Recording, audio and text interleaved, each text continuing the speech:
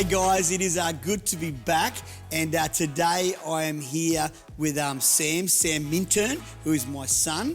He has been working with me for a number of years now. Many of you would already know that, and he's currently the Coastside Church youth pastor. And last week, you would have heard us talk a little bit about how Locke Lardner is now in training to become the next youth pastor. So I thought it'd be great to do a second video with Sam and let you know a little bit more about what's happening in the church. Now, obviously, you would know that Kirsty is not here, and Kirsty is 50% of your life. Your brain, your what you do, 50% of everything. So just let everybody know a little bit about where Kirsty's at right now, because some people may not know what's about to happen, but just let them know. Kirsty would love to have been here to chat with you today, but she is any day now going to be giving birth to our second son. So, which is my second grandson. Yes, potentially. So that just means you have more to look after when I'm not around. Yeah, great. But so we're excited about that. She wishes she could be here, but any day now we'll, have our second son. So it's pretty exciting and a lot's going on. Yeah, so. That is good. And I wanted people to know that, because there's always that balance between ministry and what we're doing in the church, and also family life, which we might come back to that a little bit later on. But obviously, I mentioned before that Locke Lardner is now in training to be the next youth pastor for Coastside Church. So obviously, you and Kirsty are training him and getting him ready for that. But you've stepped up to a whole lot more than just working with the youth. Do you want to just share with everyone what the exec has asked you to do, or you and Kirsty to do in over the next couple of years? Yeah, for sure. Yeah. First of all, I just want to say, so excited for Locke and what he was sharing. I think he's going to do amazing and wonderful things, and probably raise the bar and do things that we could only have dream of. Yeah. But basically, we've worked with the exec and we've talked about a few things, just moving forward in the future. And Kirsty and I, as we transition Locke into youth, are going to be transitioning into overseeing more than just one department. Yeah. As you know, we've discussed, Kirsty and I will officially be heading up children's ministry, youth ministry, and young adults ministry, which is exciting because we have a massive heart and passion for, the young movement of Port Macquarie and young people, which we've done in youth, but we're just taking that a step further with kids and young adults and stuff. And so we're doing that. Kirsty and I are full guns going with that, and we are basically, deploying people that we've worked with for the last, 6 years to help manage those areas. So you'll hear more about what we're doing in kids ministry in a later video, but for now, Locke will be heading up youth, and absolutely I'll be training up with him and helping him do that. And for young adults, I'll be lightly taking over that. Kirsty won't be as much involved in young adults just because she's going to be looking after the kids. But young adults, I'm looking for a leader. So if you're looking to be a part of young adults, reach out to me. But I'm going to be heading up young adults and doing that alongside the rest of the team. So, And I think it's important for everyone to know that when you say you're heading up those 3 departments, you are not the department head. No. Of those, well, you are still with youth at the moment, but you're not the department head. You are in charge of pastoring the pastoral head or the leadership head and their team, the department head and their team, I should say. We discussed that our role was to help every area thrive. That's right. And do well. So. And what I love about the whole connection and the way that we're restructuring some of the things in Coastside Church is that I believe there's a heavy connection between children, youth, and then young adults. And I've always not liked the fact where there could be a thriving children's ministry and then all of a sudden the youth's not going that well, and then those kids that have been looked after in that age group then fall off, or vice versa, pump and youth ministry, which a lot of churches have, and then all of a sudden they get to 18, they're not allowed to come back, and there's no thriving young adults, and they fall off the wagon. That's not the right terminology, but you know what I mean. It's not set up. So we're looking at a whole system from, basically from the time you turn to 2 or 3, to the time when you actually get married and have your own family, we have you and Kirsty overseeing and pastoring that whole section of the church, which means that we're going to be in good hands, but also we've got that transition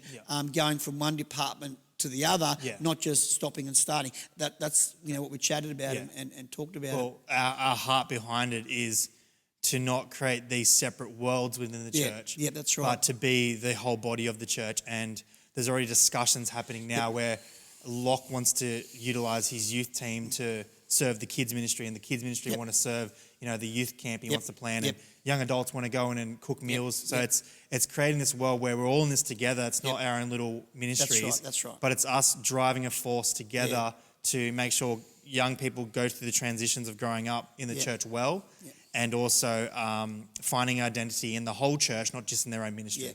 So we're working towards that goal. No, look, it's amazing. And look, one of the reasons why we're putting these videos out over the next couple of Sundays, last Sunday, this Sunday, next Sunday, is because I want people to know that we have not just been doing nothing while COVID's been on. We have been, if anything, we have worked harder during COVID to work out how we can have good leadership structure. And when people join our church, how they know their kids are looked after, the youth are looked after, young adults, young families, they're looked after. And I know that we're in a new venue now, and a bunch of things have changed, but there's a lot going on. And I want to tell you, it's an exciting time to be part of Coastside Church. It's very exciting. I wanted to release some of the info we've been talking about 100%. for months. Long term, Sam, $1 million question. A lot of people chat about this anyway. Long term, what is your and Kirsty's goal long term as far as ministry is or the connection to ministry?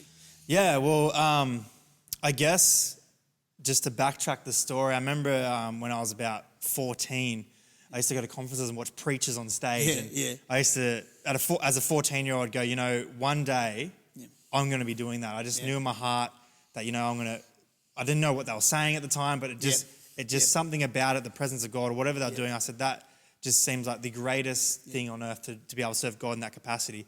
And as I got older and the way God steered my life, by the age of 21, coming on 22, I found myself serving in youth. The beauty of it is I found a wife that also dramatically had their lives changed by God, and has basically said multiple times, there's no way I could go back to normal life.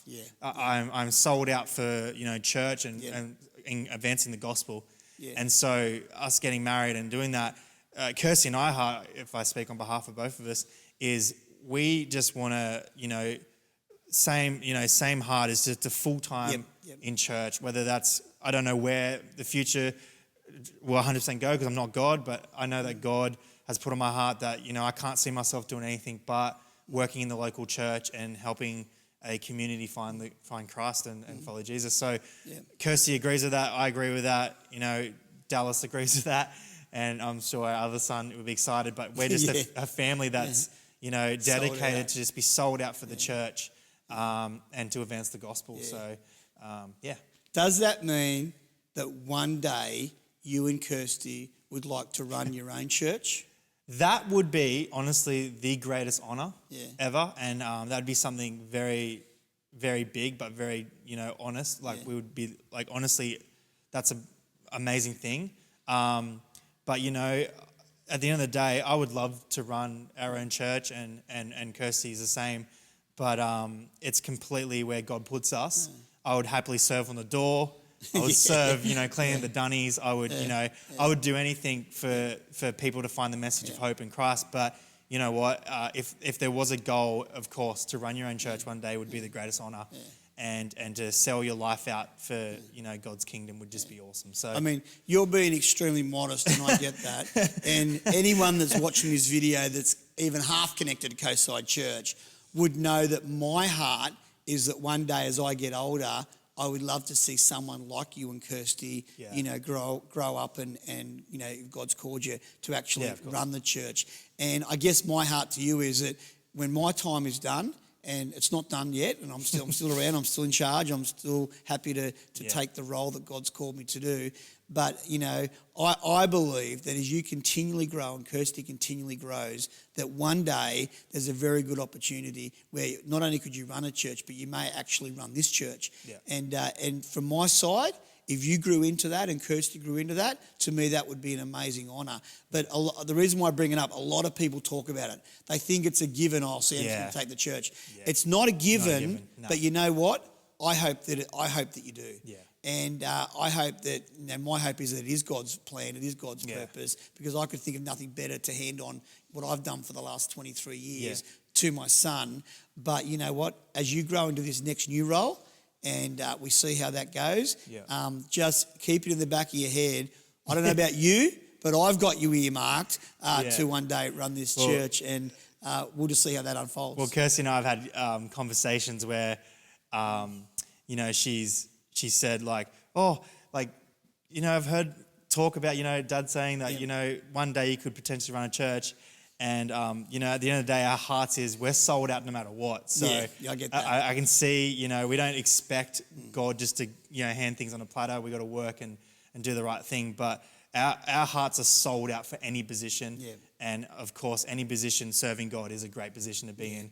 And it's just a massive honour if we one day, you know, head up a church or lead current church. So look, I agree. Look, I think too many people get caught up in what position they are in the church. Yeah. They get caught up in, well, I'm the senior pastor, so I must be a better person, or I'm the head of youth, or I'm just on the door, or whatever it might be. But it's my experience that it's not about what position you do. Yeah. It's the fact that you do serve God in whatever position's available. Yeah. And God it's like a chessboard. God sort of moves the pieces where he wants the pieces to be. Yeah. And he's the one playing chess with our life can sound a little bit bad, but if you looked at it in that way, he's got to figure it out. It's like God's got the chessboard and he knows, you know, when my time's done, and he knows who's coming up after me. He knows where you're going. He knows where everyone's going. Locke.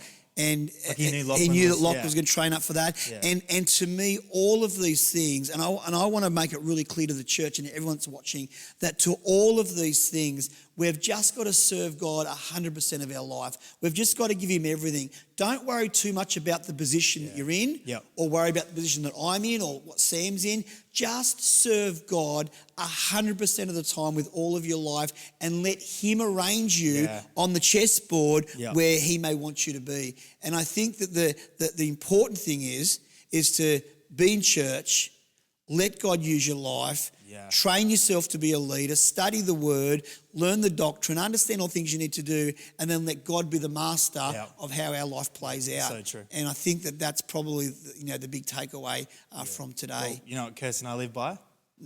No, tell me. We are attached to the calling, not the position. Very good. So no matter where we go. Attached to the calling, not the position. I like that. Yeah, that's good. That's how we live. You're pretty good with all your one-liners. Should I get tattooed? No. I'm joking. I'm not Kirsty probably would. I'm not a big tattoo person. I'm not saying tattoos are bad or wrong or anything else. God bless you if you've got one. They're just not for me. So my wife's covered in them. And she looks great. It looks great. And my wife's got some too. But anyway, that's for another video. So that's awesome. Look, Dan, thanks for your time. That's right. And look, it's been so great just to unpack some of the things that are happening in the church throughout COVID. Last week, this week, we've got some more stuff next week. So it's pretty exciting. So until next time, have a good one and we'll see you soon.